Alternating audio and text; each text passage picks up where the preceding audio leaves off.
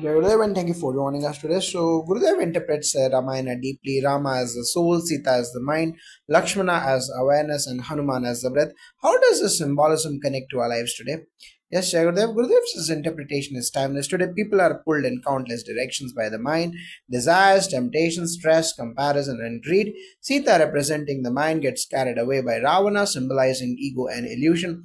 The only way the mind can return to the soul or Rama is through breath or Hanuman. This is why practices like Sudarshan Kriya, Pranayama, and meditation are central in Art of Living. They are not just wellness practices, they are the bridge that brings the wandering mind back to its true center of the soul. Without awareness or Lakshmana, even the breath may not be effective. Thus, awareness, breath, and soul alignment restore harmony. In modern times, this is not just a personal journey but a societal one. Just as Ramayana shows, the restoration of Dharma happens when the soul, awareness, and breath work together to overcome ego driven forces. From the dharmic perspective, Gurudev is echoing what Maharshi Valmiki quoted into Ramayana. These characters are not just history, they are inner archetypes. Today, the same play continues in society when individuals unite their mind with the soul through breath. Dharma rises again. This is the eternal Ramayana. Now, in today's world, money is the dominant language. How does this fit into the Ramayana allegory? In the Treta Yuga, wealth meant cows, land, and resources. In today's age, money is the universal energy. It is neither good nor bad. It depends on its usage. Ravana's Lanka was golden, filled with unimaginable wealth, yet it was hoarded and used for adharmic purposes, power, control, and ego. Ayodhya too was wealthy, but its wealth was used for dharmic purposes like welfare, justice, and prosperity for all. In modern times, many individuals accumulate wealth but do not always channel it for humanity's benefit. Through Art of Living, wealth contributed in the form of course fees, donations, or support is transformed into seva of free schools, rural development, river rejuvenation, disaster relief, and youth empowerment. This is symbolic of transferring wealth from adharmic use to dharmic use. Now, in the Shastras, money is called Lakshmi. Lakshmi must always be under the feet of Vishnu, meaning wealth must serve dharma, not ego. When Lakshmi is hoarded like in Lanka, it brings destruction. When Lakshmi is shared like in Ayodhya, it sustains balance. Today, dharmic institutions like Art of Living act as Ayodhya, taking Lakshmi from the hands of ego and placing her in service of dharma. Now, why did Lord Rama have to go into exile for 14 years if he was the rightful king of Ayodhya? Exile is symbolic. Sometimes dharma requires sacrifice. Ram's exile wasn't just a family drama, it was a preparation for a bigger dharmic restoration. By leaving Ayodhya, Rama entered into contact with sages, tribal communities, and even Ravana's Lanka. The exile allowed him to connect with every strata of society and become a universal leader. Similarly, in our world, service organizations cannot just sit in comfort zones. They must step out, face challenges, and transform society from within. Art of Living does this, reaching remote villages, prisons, corporate boardrooms, and disaster zones. Exile represents an expansion beyond comfort for the sake of greater dharma. Now, scriptures explain that dharma often requires a cycle of apparent loss before victory. By going into exile, Rama ensured that the transfer of adharmic wealth from Lanka could happen. The golden city's wealth was later used for righteous purposes. Today, wealth accumulation may look like Ravana's Lanka, but dharmic exile, going out to serve, ensures that the wealth find its rightful path. Gurudev's global travels are also like Ram's exile, moving across the world, carrying dharma into every corner. Now, can we say Ravana represents the ego of wealth and Rama the dharmic use of wealth? Absolutely. Ravana was not poor. He had more wealth than any king on earth. His problem was ego and misuse of that wealth. Similarly, today, ego driven wealth can create environmental destruction, war, stress, and inequality. Rama, on the other hand, shows that true leadership means using resources for the welfare of all. Art of Living mirrors this vision. The money collected is not stored away, it flows back into society as seva. For example, thousands of free schools for underprivileged children are run by the foundation, ensuring education reaches where governments often fail. This is wealth being channeled from egoistic consumption to dharmic welfare. Now, Ravana's wealth built Lanka, but it was a cage of gold. Ram's wealth sustained Ayodhya, but it was a kingdom of joy. Scriptures remind us, Yad bhajate dhanam dharmaya tat dhanam dhanya, that wealth which is used for dharma is blessed. Thus, in modern society, institutions that take wealth from the hands of ego and invest it in welfare are continuing Ram's work. This is what Gurudev embodies. Now, how do Art of Living courses transform ego driven money into Dharma Seva and Dharmic Seva? When someone pays for a course, they are not just buying knowledge, they are investing in a movement. Many participants may come with ego, corporate executives, business tycoons, or celebrities, yet their contribution is silently redirected towards projects they may never even see. A CEO paying for a course in New York City unknowingly funds a child's education in a rural Indian village. A corporate workshop fee in Dubai helps rejuvenate a river in Karnataka. This is how wealth moves from ego driven spaces like Lanka to dharmic spaces like Ayodhya. The person paying also benefits personally. Their stress reduces, their heart opens, and their ego softens. Thus, both the giver and the receiver are uplifted. Now, in Vedic culture, this is called yagya, a sacred offering. One puts something of value into the fire of dharma and it multiplies manifold in return. When money is given for dharmic purposes, it loses its heaviness of ego and becomes light, uplifting for everyone. The art of living has institutionalized yagya in a modern way, making sure that the energy of money serves the welfare of humanity. This is true wealth transfer from adharmic to dharmic hands. Now, how do we understand Ayodhya and Lanka in today's context? Ayodhya represents a society where wealth is distributed with dharmic values, where the happiness of citizens matters, where leaders are servant leaders, and where resources uplift everyone. Lanka, on the other hand, represents a society where wealth is concentrated, hoarded, and used for domination or personal pleasure. Look around today, we see both Ayodhyas and Lankas across the globe. Some nations use their wealth to create public welfare systems, empower education, and support sustainability. Others use wealth for wars, exploitation, and environmental destruction. Art of Living attempts to create mini Ayodhyas wherever possible, villages empowered, women uplifted, rivers restored, and schools rebuilt. These are modern day Ayodhyas arising within a world that often resembles Lanka. In the Ramayana, Lanka was golden but hollow with arrogance. Ayodhya was modest but filled with joy. This teaches us that true wealth lies not in glittering gold but in dharma and happiness. Even today, one can live in a mansion and feel empty, or live simply and feel abundant.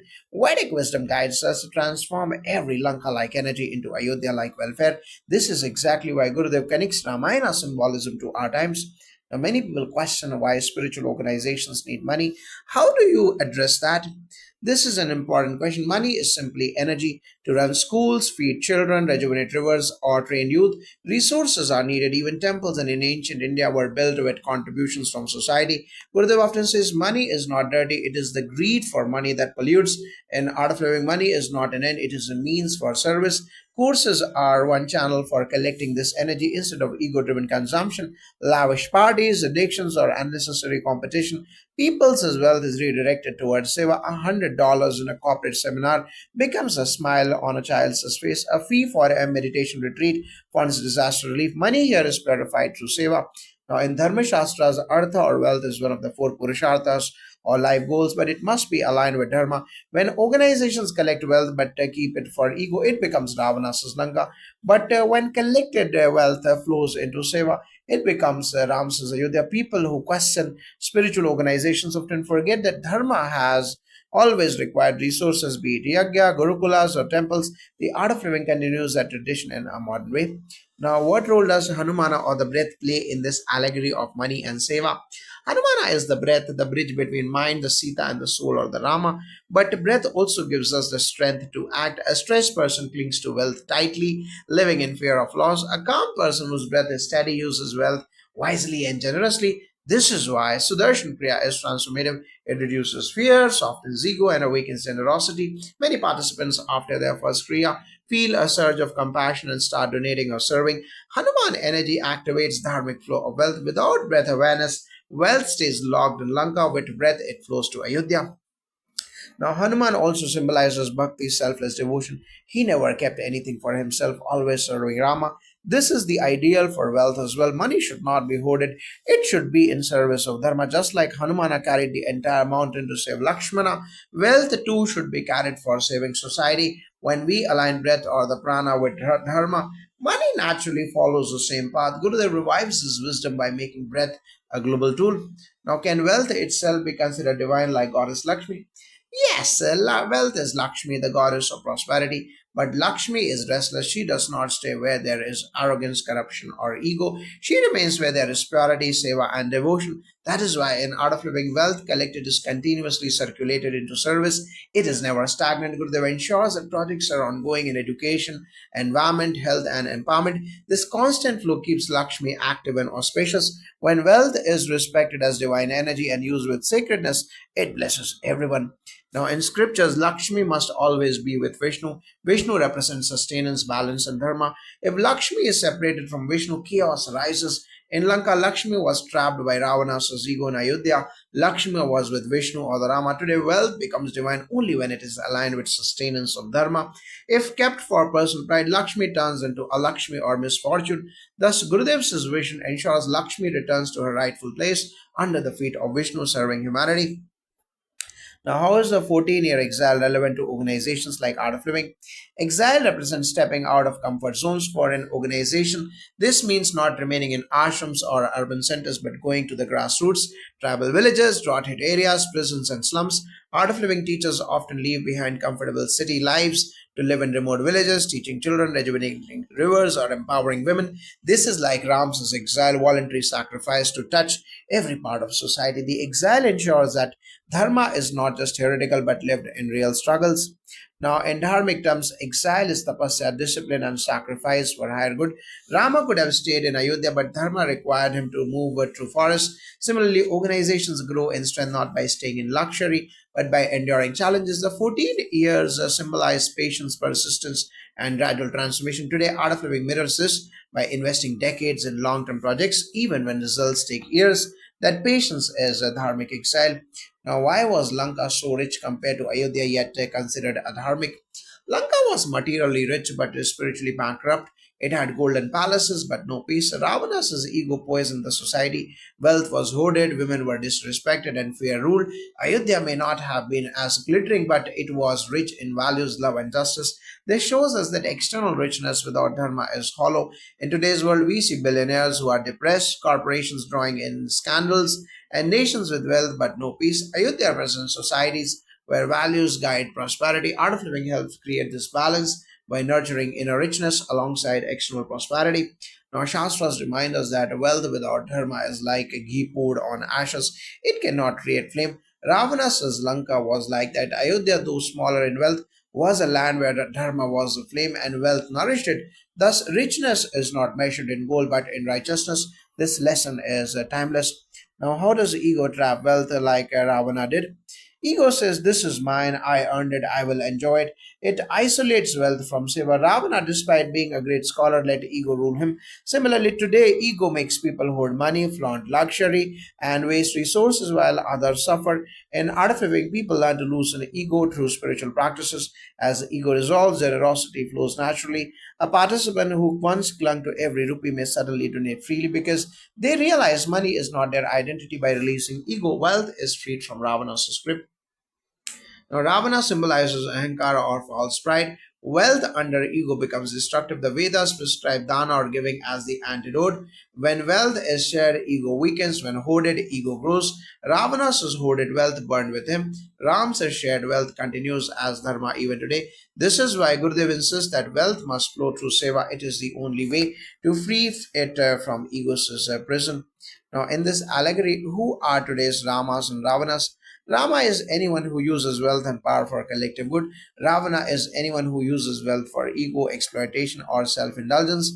In today's world, we see both kinds of leaders. Gurudev embodies Ram's spirit, traveling tirelessly, ensuring that resources flow into service. Corporates who embrace social responsibility are also Ramas. On the other hand, leaders of businesses that exploit workers, destroy the environment, or hoard wealth are Ravanas. Each individual also has both tendencies. When we donate, we are Rama. When we cling, we are Ravana. Art of Living helps people awaken their Rama nature. Now, scriptures teach that Rama and Ravana are not external, they live within us. Our soul is Rama, our ego is Ravana. When ego kidnaps our mind, we live in Lanka. When awareness and breath restore us, we return to Ayodhya. In society, too, these archetypes manifest in leaders and organizations. Thus, the Ramayana continues eternally. Now, what happens when wealth is transferred from adharmic to dharmic use?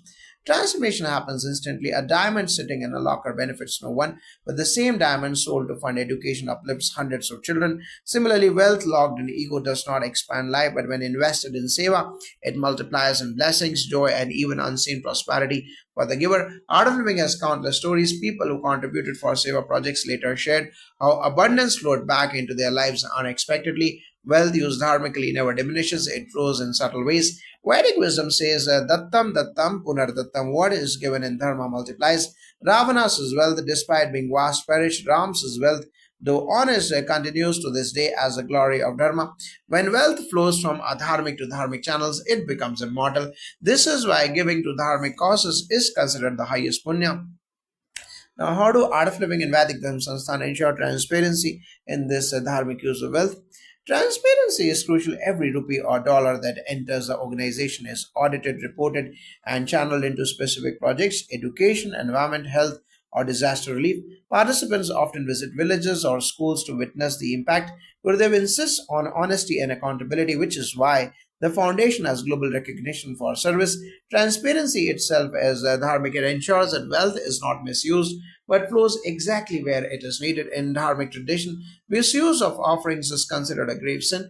Yagyas are always performed with priests, ensuring that every offering went to its rightful purpose. Similarly, institutions like Art of Living maintain strict discipline. Seva projects are visible, documented, and experienced by people themselves. This is what keeps the organization aligned with Dharma, unlike Ravana's Lanka, where wealth was hidden and misused. Now, what is the significance of Rama winning over Lanka's wealth rather than destroying it? Rama did not burn Lanka's wealth, only Ravana's ego was destroyed. This shows us a subtle lesson. Wealth itself is not bad, it is a neutral energy. The problem is misuse when dharma prevails. Even adharmic wealth is transformed into dharmic use. This mirrors Art of Living's approach. Money from stressed corporates, celebrities, or even skeptical people is not rejected. It is accepted, transformed, and redirected into seva. A businessman may join a course with egoistic reasons, but his fee educates a poor child or funds trauma relief programs. Wealth is never condemned, it is purified by purpose.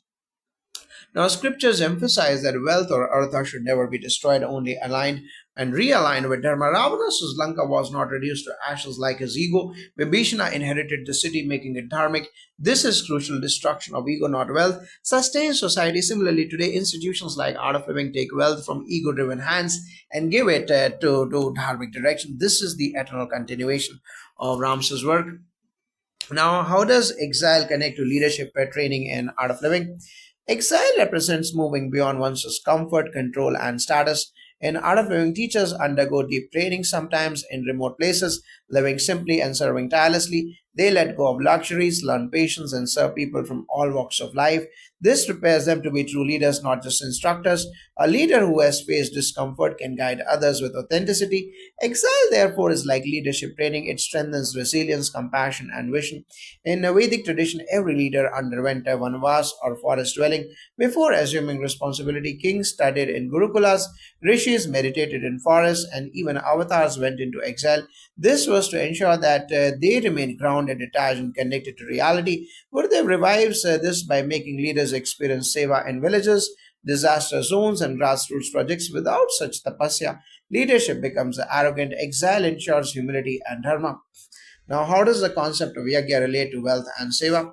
Yajna means sacrifice for the collective good. In ancient times, the people offered ghee, grains, and wealth into fire, symbolizing surrender. Today, Art of Living courses are like modern yajnas. Participants offer time, money, and effort. That offering transforms into collective upliftment of schools, trauma relief, youth programs. When someone contributes, they may not see immediate personal benefits, but the collective energy blesses them back. This flow is yajna. In Vedic yajna, wealth offered never goes waste. The smoke purifies the environment. The priests are sustained. The community benefits. Similarly, when wealth is offered into dharmic organizations, the subtle effect purifies society. Ravana never performed yajna with sincerity. His wealth stayed stagnant. Rama performed yajnas sincerely. His wealth sustained generations. Thus, yajnas remains the secret to purifying wealth. Now, can money truly buy happiness if used dharmically? Money alone cannot buy happiness, but when aligned with dharma, it becomes a tool for happiness. For example, if money is spent on addictions, it creates suffering. If spent on seva, feeding hungry children, supporting education, it creates joy not only for recipients but also for the giver. Art of Living has countless stories of people who felt more fulfilled at donating to projects than buying another luxury item. In dharmic flow, money doesn't buy happiness, it creates it. Now, Shastra state Annadanam Param Danam. Giving food is the highest donation. Why? Because it creates immediate happiness. Similarly, when wealth fulfills the dharmic needs, education, protection, health, it generates happiness for many. In Lanka, despite immense wealth and misery ruled, in Ayodhya, wealth created collective joy. Thus, happiness is not in the coin itself, but in its dharmic use.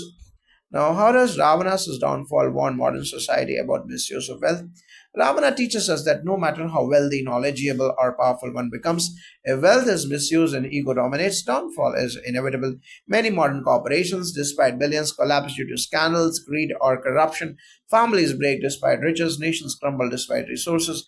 Ravana's Lanka is a timeless warning. Wealth without values invites destruction. Art of Living helps individuals and institutions learn values so their wealth sustains instead of destroys.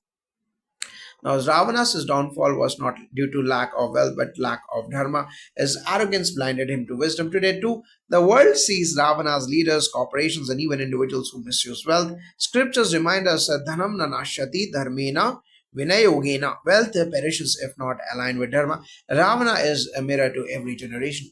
Now, how is wealth like water and what happens when it stagnates?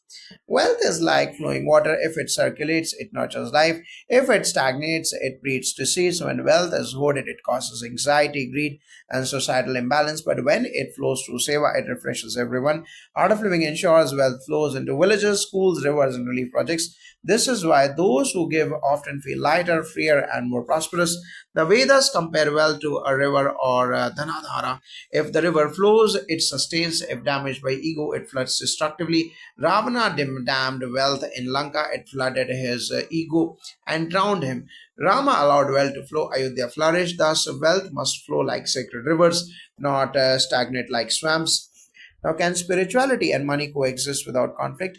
Yes, Gurudev often says spirituality is not against wealth, it is against greed. True spirituality teaches us to honor wealth as divine, but not to be enslaved by it. In Art of Living, people learn meditation and seva together. A billionaire meditates next to a farmer, both give according to capacity. Money is respected, used, and circulated dharmically. Conflict arises only when money dominates the spirit. Now, in dharmic tradition, artha and moksha coexist. Kings like Janaka were born wealthy and enlightened. Conflict comes only when money is treated as ultimate goal. When money serves dharma, it supports spirituality. Thus, coexistence is natural, not contradictory. How do Art of Living's free schools symbolize Ayodhya in action? Our thousand plus free schools embody Ayodhya's spirit. Children who would otherwise remain illiterate, trapped in poverty, receive education, nutrition, and values. This is wealth used for collective welfare, not personal gain. The joy of seeing a tribal child read and smile is beyond any luxury. Participants who fund these schools realize their wealth creates future generations of Dharma. That is modern Ayodhya. Education is Vidya Dana, the highest donation in Ramayana. Sages educated Rama, Lakshmana, and others to prepare them for Dharma. Today, free schools prepare children to become dharmic leaders. This is Ayodhya, wealth serving knowledge and welfare. Now, how does Ravana's Lanka resemble today's corporate world? Many corporations resemble Lanka, gleaming towers, immense wealth, but worker stress, values compromise, and environment exploited. This is why so many employees feel empty despite salaries. When such corporations invite art of living workshops, transformation begins, stress reduces, compassion grows, and wealth begins flowing dharmically through CSR, donations, and humane leadership. Lanka can be transformed into Ayodhya when values return. Now, Ravana's Lanka was golden but built on ego. Many modern workplaces mirror this as success without soul. Yet even Lanka can become dharmic when values are restored. That is why Rama made Vibhishana king. Today, dharmic leadership can turn corporations from exploitative Lankas to sustaining Ayodhyas. Now, how do spiritual practices ensure wealth doesn't corrupt? Meditation, Sudarshan Kriya, and Seva keep wealth in perspective. Without inner practice, wealth inflates ego. With practice, one realizes wealth is just energy to be circulated. Many wealthy participants share that after Kriya, their greed reduces, generosity increases, and joy comes not from more cars but from more seva. Spirituality ensures wealth uplifts and not corrupts. Now, in scriptures, even kings meditated and did tapasya. Why? To ensure wealth didn't corrupt them. Rama himself lived simply despite being a prince. Spiritual practices are the fire that purifies wealth as energy. Without them, wealth becomes Ravana's sustain. With them, wealth becomes Ram's tool. Now, can some say exile is a punishment? How do you explain Ram's exile as preparation for dharma restoration, and how does this connect to Gurudev's vision?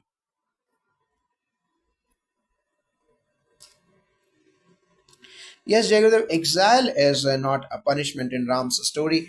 It's a purification process. By stepping away from the comforts of Ayodhya, Rama connected with the forest, sages, common people, and the natural rhythm of life. This exile made him deeply aware of the struggles and hopes of his people. Gurudev also often encourages stepping out of comfort zones, whether through seva projects, silence programs, or even challenging courses like DSN. These modern exiles strip away layers of ego and entitlement, preparing seekers to serve society selflessly. In today's world, when we detach temporarily from luxury, we gain clarity about how wealth should be used not for indulgence but for upliftment. Ram's exile reminds us that true leadership often requires sacrifice. Gurudev models this through traveling tirelessly without personal need to bring solace and wisdom to millions. Just as exile enabled Rama to restore dharma, temporary renunciation enables us to reset our priorities and align with service and compassion. Now, in Vedic terms, a vanavas or forest exile symbolizes tapasya, inner purification through austerity. Ram's exile was cosmic training for dharma yuddha. Similarly, Gurudev transforms challenges into opportunities for seva, teaching us that stepping into simplicity can awaken the highest strength for welfare. How does the symbolism of Ravana's Lanka as a dharmic wealth translate into present day challenges? Ravana's Lanka was dazzling, filled with gold and riches, yet it was corrupted by ego, lust, and arrogance. This represents how even today many corporations, governments, and individuals accumulate immense wealth, but the use of their wealth is often disconnected from compassion or dharma. Ravana's Lanka symbolizes the misuse of resources when money becomes a tool for oppression rather than liberation. Gurudev says wisdom brings a different lens. Wealth itself is not bad, but its alignment matter. When wealth is used for service, education, healthcare, and peace initiatives, it becomes Ayodhya's wealth. But when it is hoarded or spent only on egoistic pleasures, it becomes Lanka's wealth. Today's challenge is to transform the Lanka of materialism into Ayodhya of service. Through art of living, this transformation happens by channeling resources from those engrossed in material pursuits into humanitarian projects, just as Rama brought Lanka's wealth into the service of Dharma. Now, in the Vedas, wealth is called Lakshmi, and she has to be wedded to Narayana or Dharma. When Lakshmi is controlled by ego like Ravana, destruction flows. When Lakshmi aligns with Dharma like Rama, prosperity nourishes everyone. Today's Lanka is misuse of wealth. Gurudev ensures it becomes a Dharmic Lakshmi. Now, could you explain how Hanuman, symbolizing the breath, becomes the bridge between Sita or the mind and Rama or the soul? Hanuman represents Prana Shakti, the life force carried by the breath. When the mind or Sita is kidnapped by desires, distractions, or stress, it feels separated from its source, the soul, or the Rama. It is only through the breath, the three-stage pranayama, the three rounds of Pastrika and Sudarshan Kriya, which is symbolized by Hanumana, that the mind finds its way back. Gurudev gave the word Sudarshan Kriya, a powerful pranayama practice that functions exactly like Hanumana. It rescues the restless mind from Lanka, where it is trapped in worries and cravings, and reunites it with the soul's peace and joy. Every practitioner experiences this. Before Kriya, the mind is scattered. After Kriya, it rests in the lap of the soul. Hanuman's leap across the ocean mirrors the breath's ability to transcend limitations and connect the finite to the infinite. In this way, the symbolism becomes practical and living for every seeker. Now, Hanuman in the Ramayana is called Prana Deva, the deity of breath. Without breath, the body is lifeless. Without prana, the mind is directionless. By invoking Hanuman through pranayama and devotion, the bridge between Sita and Rama is rebuilt. This is why Hanuman is central in both the Ramayana and in daily sadhana practices like pranayama. Now, many people say money is the language of today. How do you reconcile spiritual teachings with modern economic realities? Gurudev often says spirituality does not reject money, it redefines its purpose. In today's world, money is indeed the common language, but the question is, what is it saying? For some, money says power, for others, it says fear. In spirituality, money says seva. Art of living courses are not just programs, they are instruments for channeling financial resources into meaningful projects. The funds collected are used for river rejuvenation, free education for underprivileged children, trauma relief for war victims, skill development in rural India, and more. In this way, money becomes a bridge between the wealthy and the needy, between ego and compassion. The Ramayana model is repeated. Wealth moves from Lanka or ego to Ayodhya or selfless service. This reconciliation allows seekers to remain in the world, earn well, and yet participate in dharma. The Rig Veda declares, Tena tyaktena bhujinta.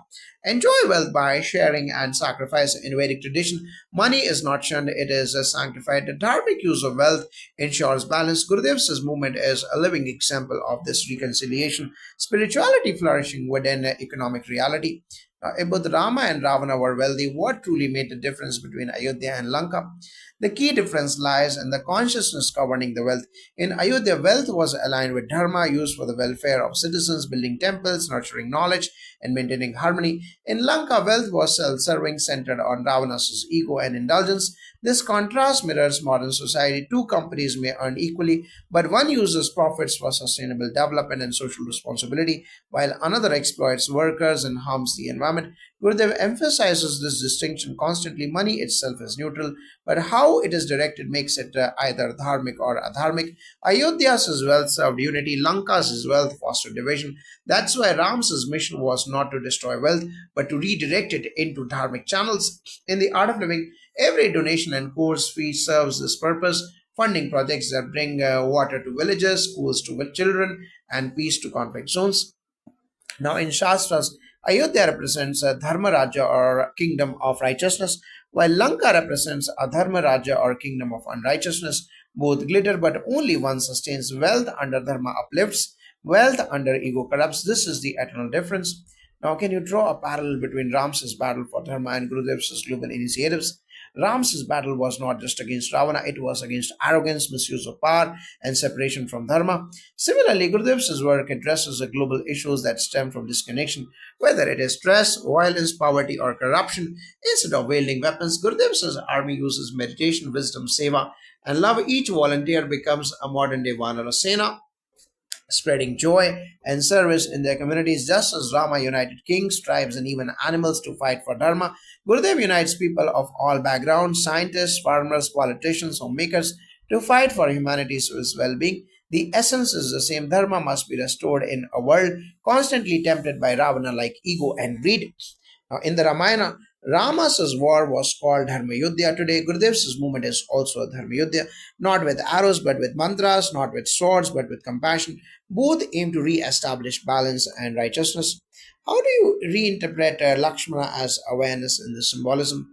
Lakshmana never left Ram's side throughout exile. He represents awareness, the constant alertness that protects the soul. Without awareness, even the noblest intentions can be derailed. In our lives, awareness is what keeps us connected to values and dharma, especially when temptations arise. In spiritual practice, awareness sharpens through meditation, silence, and seva. Gurudev often reminds us that awareness transforms every experience from eating to speaking into meditation. Just as Lakshmana protected Rama and Sita in the forest, awareness safeguards the spiritual journey. When awareness weakens, like when Lakshmana briefly left Sita, the mind of the Sita becomes vulnerable to distractions of Ravana. Awareness, breath, and the soul must remain aligned for balance. Now, in Vedanta, Sakshi Bhava or witness consciousness is eternal. Lakshmana symbolizes that inner witness who stays with the Atman. Without it, the mind is easily kidnapped. Lakshmana thus stands for vigilance, the dharmic guard of the soul. Now, how do you see exile as a strategy for wealth transfer between Lanka and Ayodhya? Ram's exile may appear as loss, but it sets the stage for the greatest wealth transfer in epic history. By stepping out of Ayodhya, Rama encountered challenges that eventually led to the conquest of Lanka. Symbolically, this exile reflects how sometimes we must endure personal sacrifice to achieve larger societal welfare. Gurudev mirrors this through the art of living. People may feel a loss when they contribute time, energy, or money to courses, but in reality, that sacrifice becomes a seed for massive transformation. The wealth of stress ridden urban professionals is redirected to provide clean water in villages, education for rural children, and relief in disaster zones. just as exile was essential for Dharma's victory, sacrifice becomes essential for wealth to shift from egocentric use to service oriented use. Now, in Dharmic tradition, exile or Vanaprasthana is a preparation. Ram's exile channeled Lanka's riches into Ayodhya's welfare. In the same way, true sacrifice today allows the wealth of ego driven society to flow into Dharmic initiatives that sustain humanity. Now, what role does the sacrifice play in making wealth dharmic? Sacrifice transforms the wealth from mere currency into energy of service.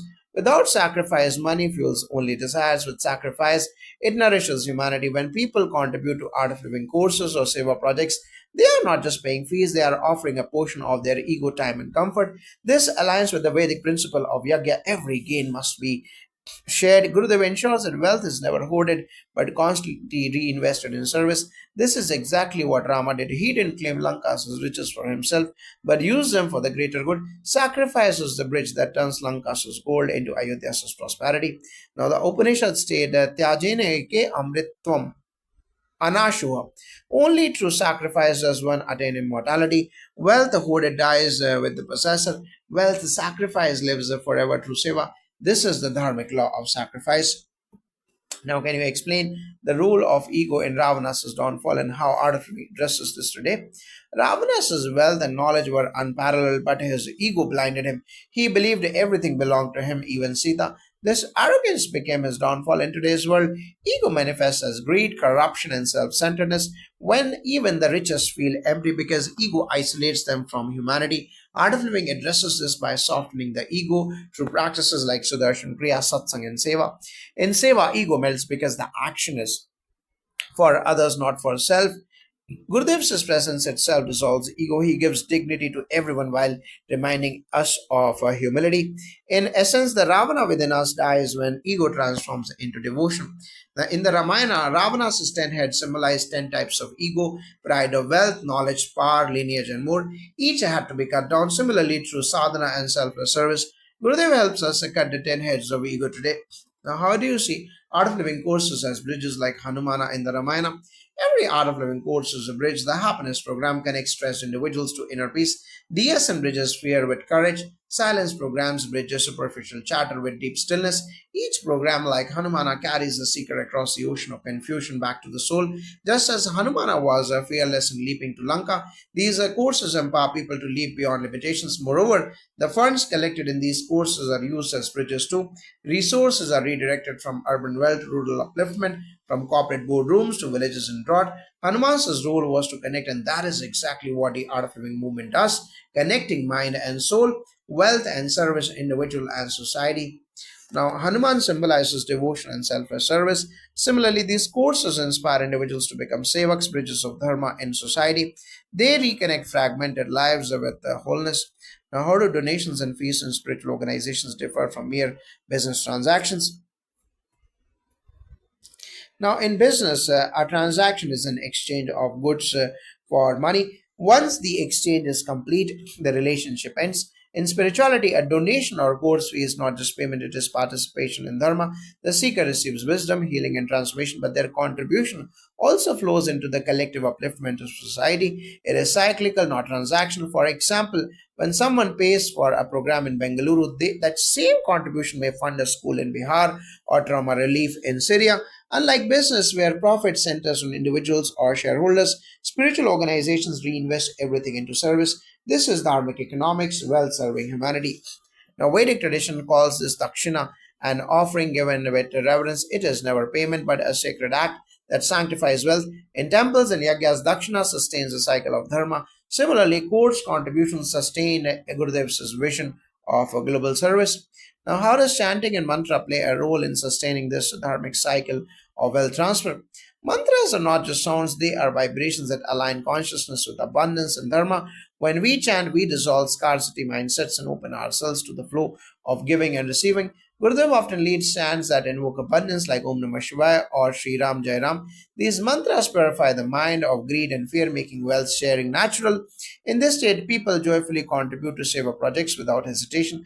Just as Ram's name sustained the Vanara Sena's courage, mantra sustains the art of living volunteers' energy, ensuring the wealth cycle continues selflessly.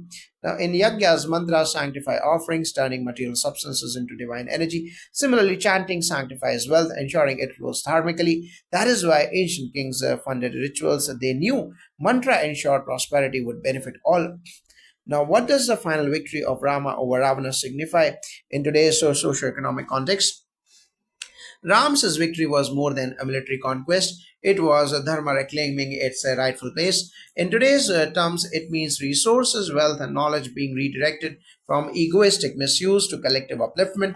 When companies practice corporate social responsibility, when individuals donate to seva, when governments invest in people rather than power, that is Rama defeating Ravana. Gurudev's global projects from river rejuvenation to peace in conflict zones are modern Ramayana victories, ensuring Lanka's riches serve Ayodhya's welfare. This victory is ongoing every time someone chooses seva or over selfishness. Rama wins again. And now, in Vedic symbolism, Ram's victory is Dharma's triumph over Adharma. Economically, it means Lakshmi or wealth must always be ruled by Narayana or Dharma. Whenever this alignment happens, society flourishes. Whenever it breaks, Ravana returns, and Gurudev ensures this alignment stays alive. Now, how does Gurudev ensure transparency in the use of wealth collected through courses? Transparency is at the heart of dharmic wealth in art of living. Every rupee collected is accounted for and channeled into seva. This includes free education for thousands of rural children, women empowerment programs, skill training, trauma relief, river rejuvenation, and organic farming projects. What makes it different from corporations is that no individual profits from the funds. They are reinvested into service. Gurudev himself lives with minimal needs, showing by example that wealth belongs to dharma, not to personal indulgence. Participants often feel assured seeing the scale of projects, schools built, villages uplifted, rivers revived, which are visible, measurable results of their contributions. This clarity strengthens trust and inspires even more participation. Just as Rama not hoard Lanka's gold but used it for Ayodhya's welfare, Gurudev ensures wealth is used selflessly.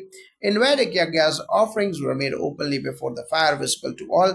This symbolizes transparency. Similarly, Gurudev's projects are visible manifestations of collective offerings. From education to environment, transparency is maintained by ensuring the fruits of wealth are shared widely and openly. Now, how do you explain the skeptics that course fees are not exploitation?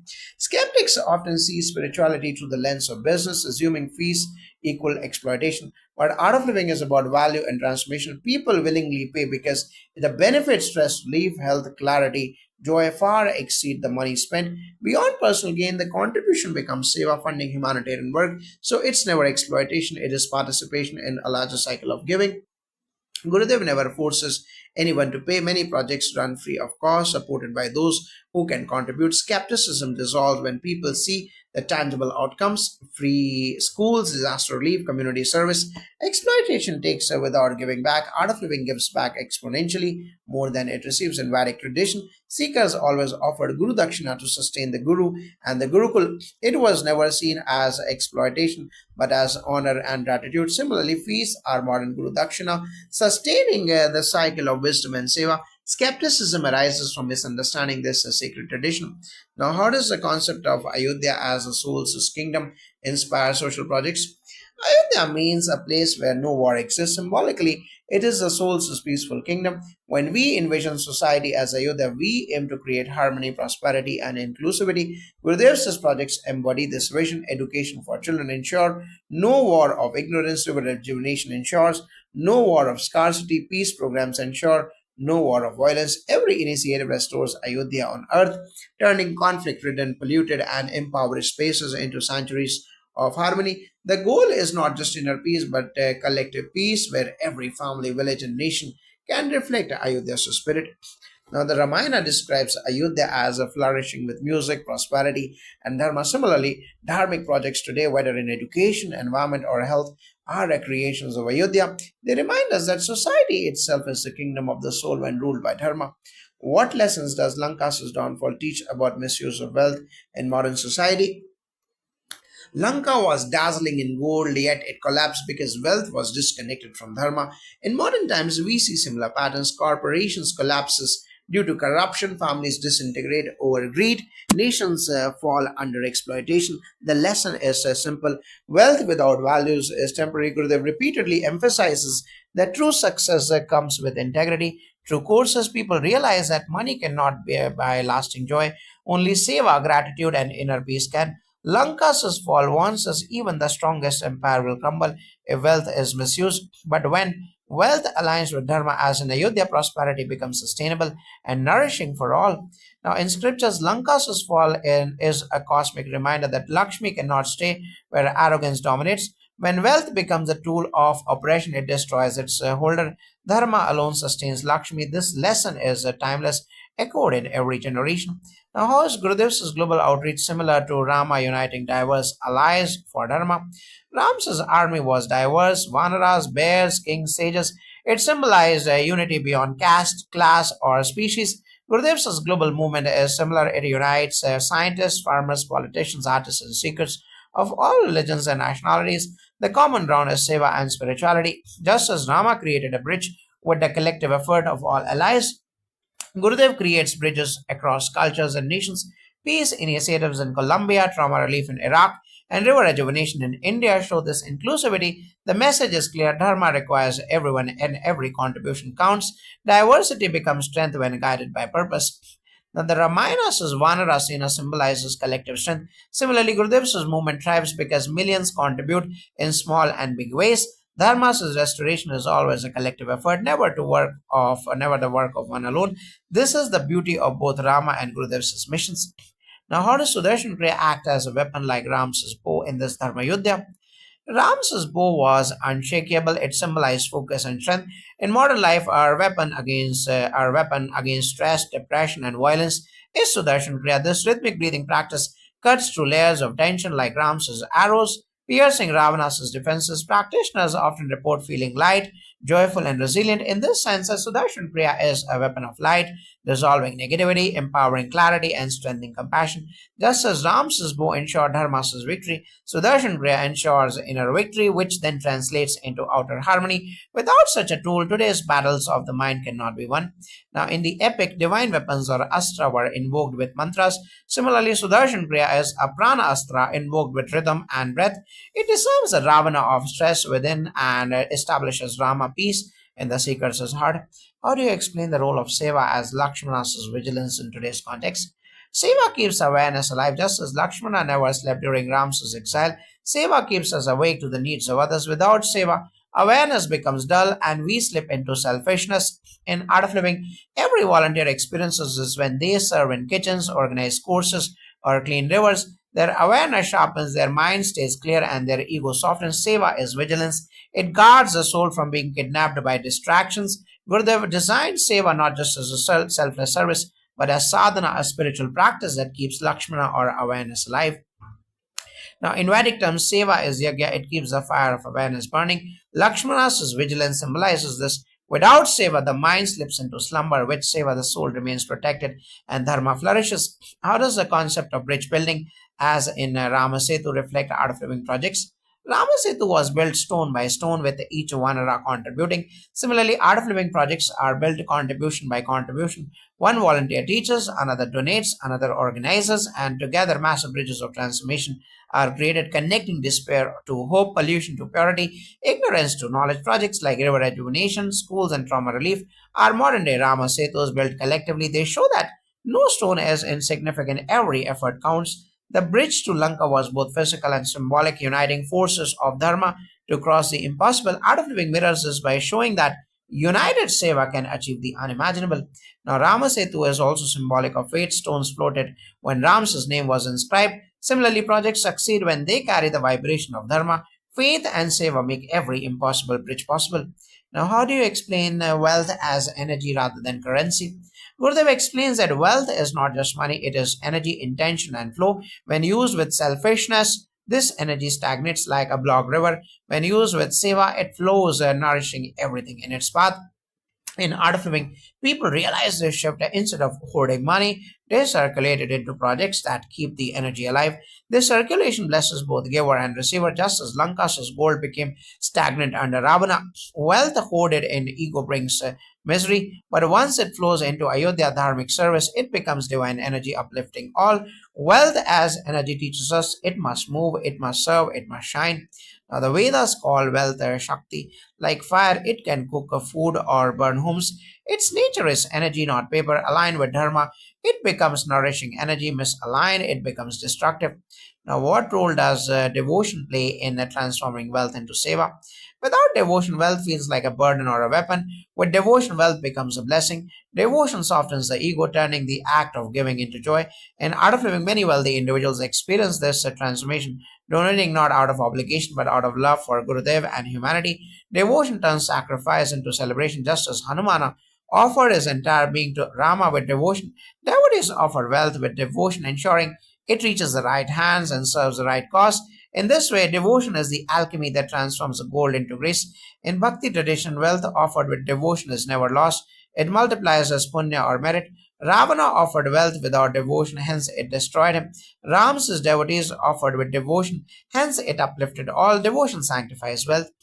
Now, can you explain how Art of Living's model of wealth transfer reflects the deeper Vedic philosophy of Dharma and Artha balance? In Vedic thought, Artha or wealth and Dharma or righteousness are interconnected. Wealth by itself is not condemned, but when it becomes detached from Dharma, it fuels greed, exploitation, and suffering. Exactly what we see in Ravana's Lanka. Gurudev's vision through the Art of Living is to align and realign Artha with Dharma. The way courses are structured ensures that those who are materially affluent contribute financially, but that money is then channeled into schools, river rejuvenation, free trauma relief programs, women empowerment initiatives, organic farming, and tribal welfare. Thus, the imbalances corrected wealth that would otherwise feed ego or indulgence is transformed into a dharmic tool for uplifting society. It's the same principle as the Ramayana, where Lanka's wealth was repurposed for Ayodhya's welfare. So, art of living isn't merely collecting money, it's restoring the natural balance of life. This is dharma and artha working hand in hand, where abundance serves humanity rather than enslaving it. Now, from the Vedic Dhammasanstan's perspective, how do you interpret Gurudev's analogy that Rama is the soul, Sita is the mind, Lakshmana is the awareness, and Hanumana is the breath? It's a deeply profound interpretation rooted in Vedanta and Yoga. The Atman or the soul is pure, represented by Rama. The mind, symbolized by Sita, is naturally drawn to beauty, desires, and emotions. Awareness or the Lakshmana always stands as a protector, ensuring discrimination between right and wrong. But when the mind is kidnapped by the ten-headed distractions of ego and sensory overload, or Ravana, awareness may not be enough. That is when Hanumana or the prana, the breath, comes to the rescue. Through breath practices like Sudarshan Kriya and Pranayama, the wandering mind is brought back, reunited with the soul. In today's context, this is not just poetry, it is practical. Stress, depression, and anxiety are kidnappers of the mind, but breath based practices restore balance. Gurudev simplifies the vast yogic wisdom into a relatable story of Rama, Sita, and Hanuman so modern seekers can grasp the eternal truth. This analogy makes the Ramayana not just history, but a living guide to self mastery. Now, how does the idea of Ram's exile for 14 years connect with the sacrifices Gurudev and the art of living ask of seekers today? Ram's exile was not a punishment, it was destiny preparing him to establish Dharma on a global scale. Similarly, when we join art of living courses, retreats, or seva projects, we are asked to step out of our comfort zone. Sometimes it may feel like a personal exile, waking early for sadhana, letting go of certain habits, or contributing time and money. But just like Ram's exile enabled the defeat of Ravana and the transfer of wealth and power for Dharma, our sacrifices today create inner strength, collective harmony, and societal transformation. Gurudev often says the measure of your growth is how much you can contribute beyond your own needs. By willingly embracing discipline and seva, seekers embody the spirit of exile, not as deprivation but as preparation to restore balance and uplift humanity. Thus, exile becomes empowerment. Now, how do you view the symbolism of Ayodhya and Lanka in today's world? Ayodhya and Lanka are not just two geographical locations, they represent two states of consciousness. Ayodhya is the city of dharma, balance, and spiritual wealth, where the soul rules in harmony with values. Lanka, on the other hand, represents material prosperity without ethics, golden, yes, but burning with greed and ego. In today's terms, Ayodhya is when wealth is used for welfare, education, healthcare, and spiritual upliftment. Lanka is when wealth is hoarded, misused, or becomes a source of exploitation. What Gurudev has done is very similar to what happened in the Ramayana. He redirects the flow of wealth from Lanka to Ayodhya.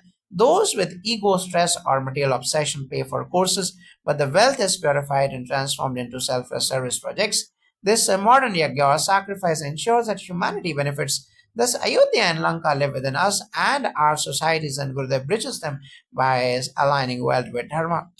Now, how do Art of Living's financial contributions mirror the Ramayana's deeper lessons on redistribution of wealth? In the Ramayana, the final victory was not just about defeating Ravana, it was about realigning resources. Lanka was overflowing with gold, but that gold was misused for ego driven expansion. After Ravana's fall, that wealth became a part of a dharmic rule. Today, through Art of Living, the same principle is alive. People who are wealthy but often stressed, egotistical, or disconnected from dharma pay generously for advanced courses, corporate workshops, and wellness retreats. That money doesn't go into personal luxury for Gurudev, it goes into free schools, rural development, river rejuvenation, and trauma relief. Just like Rama did not keep Lanka's gold for himself but used it for the kingdom, Gurudev ensures every rupee becomes an offering to society. It is redistribution without politics, grounded in spirituality. This is dharmic economics where prosperity is not denied but purified and redirected toward collective well being. Now, in the Ramayana, Hanumana is the key who reconnects Sita or the mind to Rama or the soul. How does breath actually serve this purpose in practical terms? Breath is the most direct bridge between the body, the mind, and the spirit. Notice when the mind is restless, the breath is shallow and irregular. When the mind is calm, the breath is deep and steady. Buddha brought forth this eternal yogic secret by teaching Sudarshan Kriya, a rhythmic breathing practice that harmonizes emotions, detoxifies the system, and centers awareness. Just as Hanumana leaped across the ocean to find Sita, the breath carries awareness deep into the subconscious mind to retrieve it from fear, grief, or distraction. Every inhalation is like calling the mind back home. Every exhalation is letting go of Ravana's 10-headed distractions. When practiced regularly, pranayama and kriya dissolve mental bondage, so the mind naturally reunites with the soul in peace. Thus, Hanuman's role is alive in every breath, making the Ramayana a living practice, not just a story of the past. Now, how can the exile of Rama be seen as a metaphor for the seeker's journey in art of living? Exile means stepping away from the palace of comfort, control, and familiarity. In a seeker's life, this is the process of willingly letting go of attachments and facing challenges that bring inner maturity in art of living. This exile is recreated through silence programs, long meditations, seva projects in rural areas, and satsangs that stretch our comfort zones. Just as Rama met sages, demons, and allies during his exile, we too encounter our inner demons of anger, fear, greed, and discover hidden allies. Breath, awareness, compassion. Exile purifies, it teaches us surrender. Gurudev often says, only when you lose what is false can you gain what is real. By living a few days or weeks in simplicity, selfless service, and discipline, seekers prepare to handle greater responsibilities in society. Ram's exile led to his universal reign. Small exiles lead us to inner mastery and collective contribution. Now, in the Ramayana, wealth in Lanka was dazzling but adharmic. How does this reflect modern society's obsession with wealth without values? This is a mirror of our times. Lanka was golden, but its glow was superficial. It covered the darkness of ego, arrogance, and exploitation. Today, we see the same skyscrapers, luxury, and technology shining outwardly, but within, stress, loneliness, and conflict are eating society. When wealth is disconnected from dharma, it breeds corruption, inequality, and misery. Gurudev emphasizes that true prosperity is not in what you possess, but in how much peace you carry within. Art of Living's projects redirect wealth into creating inner and outer harmony, schools for tribal children, free trauma relief for war victims, and ecological revival projects, just as the Golden Lanka was ultimately redirected for dharmic use after Ravana's fall. Gurudev shows us how even ego driven wealth can be spiritualized.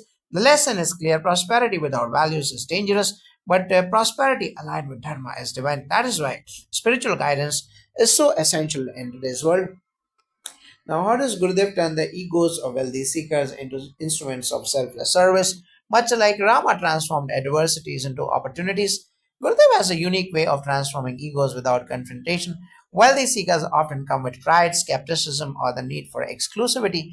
Instead of rejecting them, Gurudev welcomes them with compassion. To the courses, their egos are softened with laughter, seva, and deep experiences. In meditation, slowly they realize their money can do more than buy luxury. It can buy smiles, education, and healing for thousands. In the same way, Rama used even setbacks like exile as opportunities to serve Dharma. Gurudev uses the ego as raw material. Once transformed, it becomes fuel for large scale projects. We see billionaires funding free education, CEOs sponsoring river rejuvenation, and corporate leaders supporting trauma relief programs. It is like alchemy turning the lead of ego into the gold of seva. The beauty is that the person doesn't feel exploited, they feel expanded, knowing their wealth has eternal significance. Now, can you draw a connection between the burning of Lanka by Hanumana and the burning of ego in seekers through breath practices? A very apt connection. When Hanuman set fire to Lanka, he wasn't just burning buildings, he was burning arrogance, attachment, and delusion. Similarly, when we do pranayama, bhastrika, and sudarshan kriya, the inner fire of prana ignites. It burns away restlessness, negative impressions, or samskaras, and the heaviness of ego. After kriya, seekers often feel lighter, freer, as though a weight has been lifted. This is symbolic of Lanka burning inside. The inner city of desires and distractions is purified, making space for Sita, the mind, to be freed from bondage. Just as the burning of Lanka was a turning point in the epic, the burning of ego is a turning point in a seeker's life. Without this inner fire, transformation is incomplete. Thus, Hanuman's fire lives on today, not in torches, but in the breath, cleansing the seeker's inner Lanka. Now, in what ways do art of living projects serve as Ayodhya, the land of Dharma, where wealth is used for universal good? Ayodhya means the place where there is no conflict in today's context. This is a society where peace, fairness, and compassion guide decisions. Art of living projects are exactly this. For channels for dharmic wealth, for instance, the 700 plus free schools educate over 80,000 rural children, giving them not just literacy and dignity. River rejuvenation projects have restored dying rivers, ensuring water for millions of farmers. Prison programs transformed hardened criminals into meditating, peaceful individuals. Trauma relief has reached war zones, natural disasters, and refugee camps worldwide. All this is possible because of wealth redirected from ego driven indulgence to selfless service. Every project is like building Ayodhya anew, brick by brick, in villages, cities, and even global communities. It proves that with the right vision, even modern societies can become Ayodhya, where prosperity and peace coexist harmoniously. Now, how does scripture support the idea that wealth must flow toward dharma, not stagnate in ego or greed? Our scriptures are crystal clear. Wealth is a sacred energy that must circulate for the welfare of all. The Atharva Veda says wealth, when shared, multiplies. The Bhagavad Gita teaches that those who enjoy wealth without offering it to the divine live in sin. The Ramayana itself shows how Ravana's hoarded wealth led to destruction, while Ram's dharmic use of resources led to harmony. Gurudev is simply reactivating this ancient principle by encouraging contributions for courses and seva. He ensures wealth doesn't stagnate in selfish circles but flows into education, ecology, health, and spirituality. In Vedic thought, hoarded wealth is like stagnated water. It decays, flowing wealth is like a river it nourishes. This is why our tradition insists on dakshina or charity and yajna. They purify wealth and make it divine. Gurudev's model echoes this eternal truth. Money aligned with dharma is sacred, otherwise, it is destructive. Now, how do seekers reconcile paying for courses with the idea of spirituality being priceless and free? This is a common question. Spiritual knowledge is indeed priceless. It cannot be bought or sold. Gurudev always says wisdom is free, but commitment has a price. The contribution in courses is not for the knowledge itself, but to sustain the environment in which it can be transmitted. The fee covers infrastructure, teachers, travel, and most importantly, it is a test of commitment. When a seeker invests financially, they also invest their attention and sincerity. Moreover, the money is not locked away. It circulates into seva projects, benefiting society at large. In truth, the seeker is not paying for spirituality, they are contributing to a larger yajna of service. Just as in Vedic times, people offered dakshina to sustain rishis and their ashrams, today's contributions sustain a global movement. The priceless remains free, the love, the grace, and the wisdom of Gurudev, while the feast become a bridge between individual growth and collective welfare. Now, how does the symbolism of Rama returning to Ayodhya after exile connect with Gurudev's vision for humanity? Yes, Jagadev, Ram's return to Ayodhya was not just the end of an exile, it was the beginning of Ram Rajya, a society governed by dharma, fairness, and prosperity. Symbolically, this means when the soul reclaims its rightful place, peace prevails, and Gurudev's vision. This is the future we are moving toward, a global Ayodhya where humanity lives in harmony, free from exploitation, inequality, and inner unrest. Every course, every Seva project is a step in this return journey. When seekers conquer their inner Ravanas through sadhana, seva, and satsang, they help build an outer Ayodhya in society. Gurudev often calls it a one world family or Vasudhaiva Kutumbakam. Just as Ayodhya celebrated with lamps on Ram's return, humanity will celebrate when collective consciousness returns to Dharma. And that is the deeper meaning of Diwali, and that is the light Gurudev is spreading globally through his movement. Now, can you share how the concept of Lakshmana as awareness plays out in the daily life of an art of living seeker? Lakshmana symbolizes Viveka, the ability to discriminate between what uplifts and what pulls down. In a seeker's daily life, awareness is the silent companion that keeps the mind from wandering too far. For example, during meditation, distractions will arise, memories, desire, anxieties. Awareness or Lakshmana gently reminds the seeker to return to the breath or the mantra. In relationships, awareness prevents reactive anger and promotes compassionate response. Gurudev emphasizes practical mindfulness, whether eating, walking, or speaking. Awareness should guide us. Without Lakshmana or the Sita, or the mind is vulnerable to being kidnapped by Ravana. Ego driven desires. With awareness, even if temptations arise, the seeker remains anchored through art of living practices like yoga, kriya, and all the sessions. Awareness is sharpened daily. Over time, Lakshmana becomes a natural part of one's inner family, always guarding the connection between soul and mind. This makes the life more harmonious, decisions wiser, and relationships deeper. Now, what role does a seva or selfless service play in transforming Lanka like wealth into Ayodhya like welfare? Seva is the sacred fire that purifies wealth in Vedic yagyas.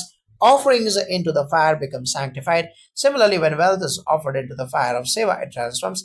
A rupee spent on ego satisfies only one person, but the same rupee spent on seva uplifts many. In the Ramayana, after Ravana's defeat, the wealth of Lanka was not enjoyed selfishly. It was integrated into dharmic rule. Seva ensures this integration. Gurudev has institutionalized seva so that wealth naturally flows towards service, whether building free schools, supporting farmers, or bringing relief to disaster zones. Seva is also the antidote to greed. It cleanses the giver's heart while blessing the receiver. The Sanatan Dharma always stressed dana or charity as a purifier of wealth.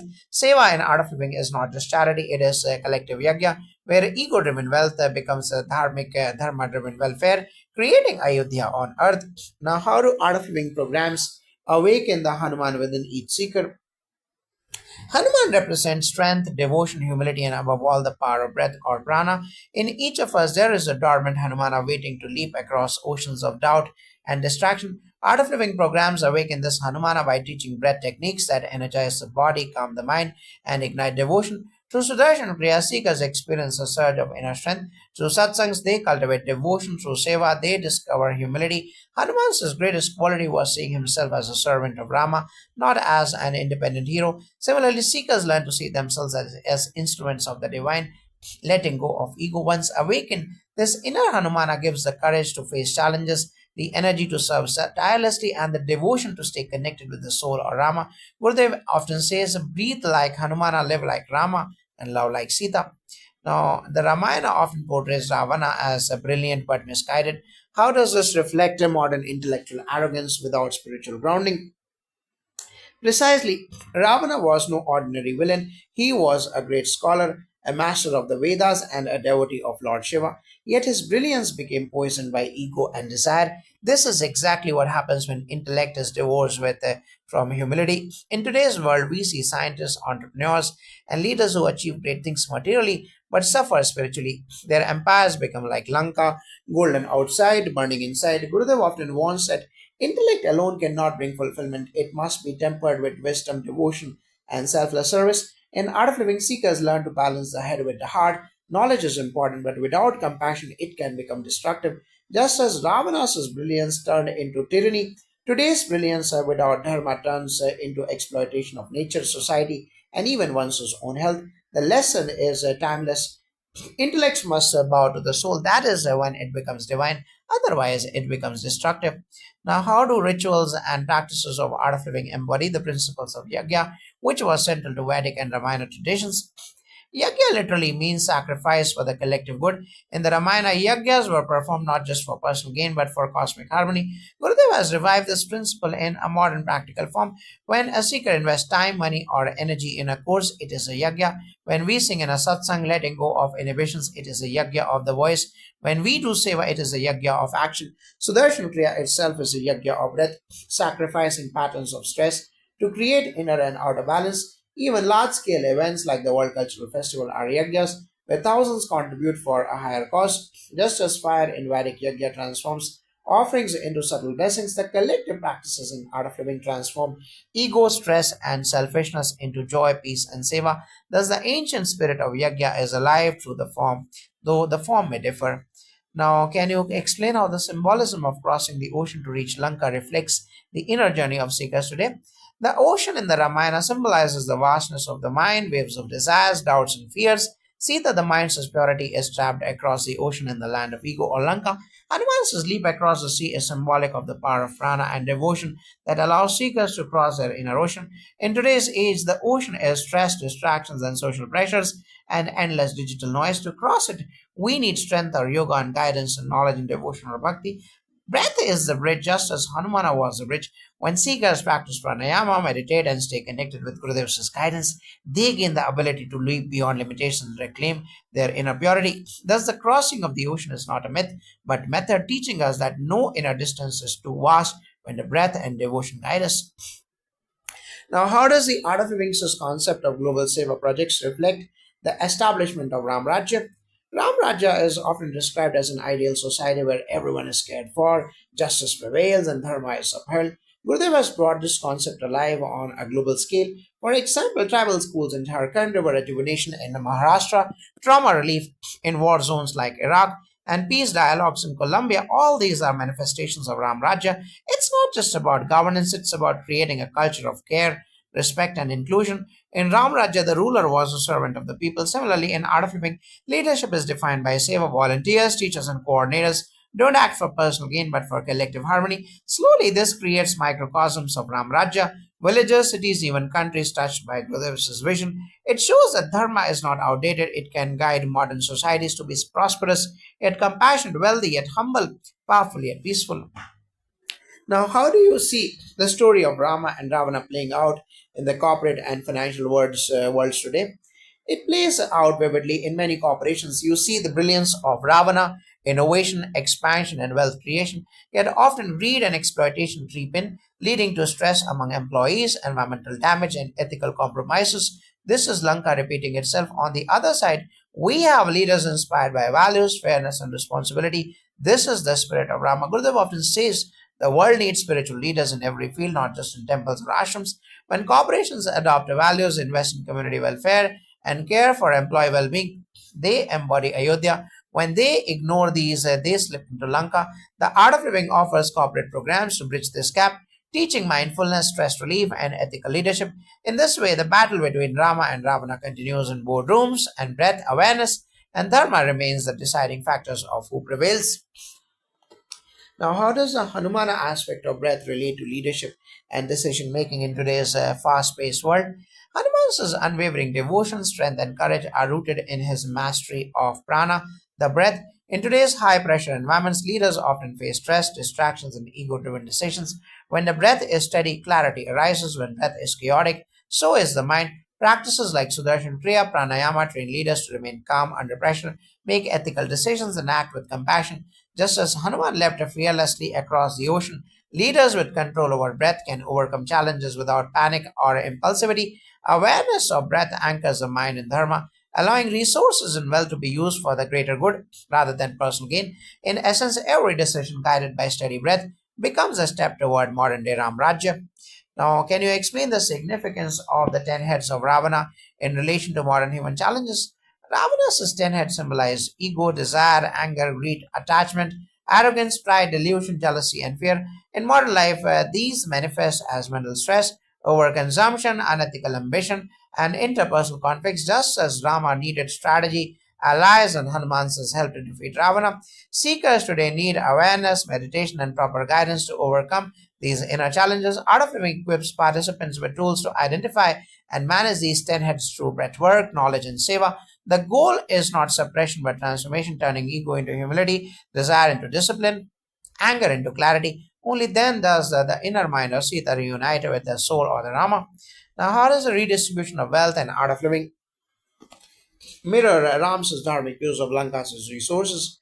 Ram's dharma was to use Lankas as well for the welfare of Ayodhya. Similarly, Gurudev channels the money collected from courses into projects that uplift humanity. It's a modern form of dharmic redistribution where the individuals contribute and their resources are used for free education, environmental restoration, trauma relief, and spiritual empowerment. The principle is clear: wealth must circulate for dharma. Like Rama, Gurudev ensures that abundance becomes a force for societal good, not personal indulgence. This practice transforms not just the recipient communities but also the givers, as their money becomes a tool for compassion, ethics, and lasting impact.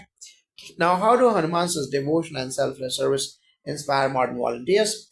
Hanuman's devotion was selfless and unwavering. He never sought reward, only the joy of serving Rama. Modern volunteers embody this same principle. They contribute time, effort, and sometimes finances, knowing the purpose is collective welfare, not personal gain, whether it's running free schools, cleaning rivers, or organizing courses. The motivation is seva service or sadhana. Gurudev's guidance reminds them that selfless service strengthens awareness, purifies the heart, and fosters true leadership. Just as Hanuman became a bridge, a messenger, and a protector, modern volunteers become instruments of dharma and society. Now, how do the free programs offered by Art of Living reflect Ram's accessibility to all beings?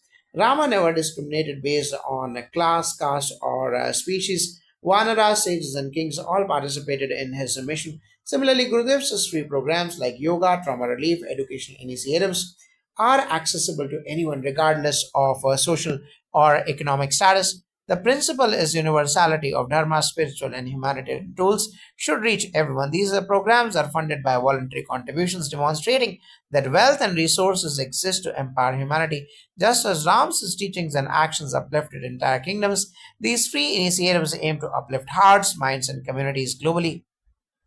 Now, can you elaborate on how Art of Living bridges the gap between ancient wisdom and modern life? The essence of the Ramayana is timeless: dharma, devotion, awareness, and the proper use of resources in modern life. Challenges are different: stress, digital distractions, economic inequality, but the principle remains the same. Gurudev translates these eternal truths into practical tools: pranayama, sudarshan kriya, meditation, and structured seva projects. Through courses, retreats, and global initiatives, seekers experience the living wisdom of the Vedas. Lanka becomes a modern ego driven world, Ayodhya becomes conscious society, and the inner breath and awareness become the weapons for dharma. The bridge between ancient and modern is a practical application of age old principles in today's fast paced, complex life. Now, how does the art of living cultivate inner Rama, Sita, Lakshmana, and Hanumana within each participant? Rama represents the soul, Sita the mind, Lakshmana the awareness, and Hanumana the breath and devotion through meditation, breathing exercises, and selfless service. Participants awaken these qualities within themselves. Awareness or Lakshmana protects the mind of the Sita from distractions and desires of the Ravana. Devotion of the Hanuman strengthens the connection to the soul of Rama, and Seva nurtures dharmic alignment. Over time, participants experience emotional balance, clarity, resilience, and a sense of universal responsibility. This is not heretical. Thousands of testimonials show transformation in mental health, relationships, and professional life. By integrating these archetypes, Art of Living creates not just spirituality aware individuals but agents of Dharma in society. Now, what is the ultimate message of the Ramayana for humanity today, and how does Art of Living embody this? The ultimate message is clear: dharma must govern intellect, wealth, and power. Devotion and awareness must guide action, and selfless service ensures collective well being. Ram's life teaches that victory is not in conquest but in restoring balance, harmony, and righteousness. Art of Living embodies this message by providing practical tools for inner mastery, ethical living, and societal upliftment. Wealth is purified through seva, stress is transformed through breath, ego is softened through devotion, and awareness is strengthened through meditation. Just as Rama restored Ayodhya and blessed the oceans to defeat Ravana, Gurudev bridges the ancient wisdom of the Vedas with the modern challenges, guiding humanity toward a global Ram Rajya. This is not mythology, it is living, breathing, actionable dharma for today's world. Jai Gurudev.